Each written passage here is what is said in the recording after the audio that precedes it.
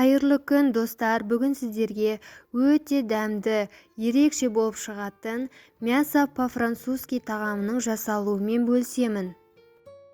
Менің отбасымдағылар өте жақсы көретін тағам.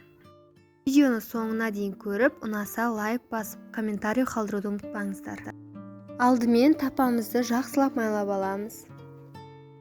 Чұқалап туралған картоптарды біртіндеп қойып,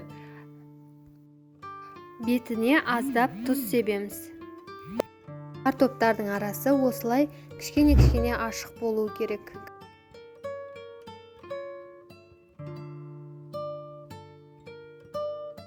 Әр қабатқа осылай майонез жағып шығамыз.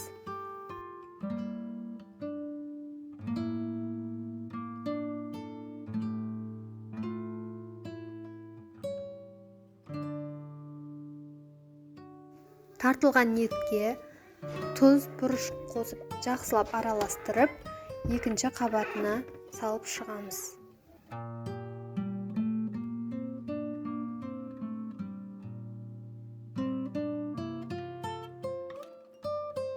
Мен осылай фарштан кейін пиязды орналастырып шықтым.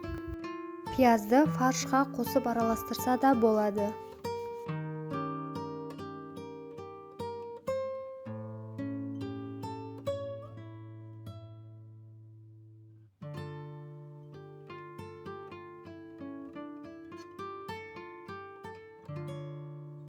Мен осылай тағамға жартылай піскен күрішті қосып салып шығамын. Осылай бізге ұнайды. Әрі тойымды болады. Күріштен кейін картоптарды орналастырдым. Картоптың бетіне міндетті түрде тұз себу керек. Себебі картоп тұзды көп қажет етеді. Картоптан кейін майонез жағып, помидорларды орналастырамыз.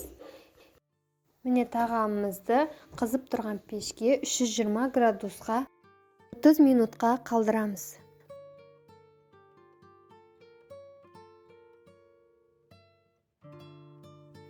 Міне тағамымыз пісіп шықты. Енді бетіне сырымызды сеуіп, печкамызға 5 минутқа қоямыз. Видео ұнаса, менің каналыма тіркеліп, қоңыраушаны басып қойыңыздар. Сонда ең бірінші болып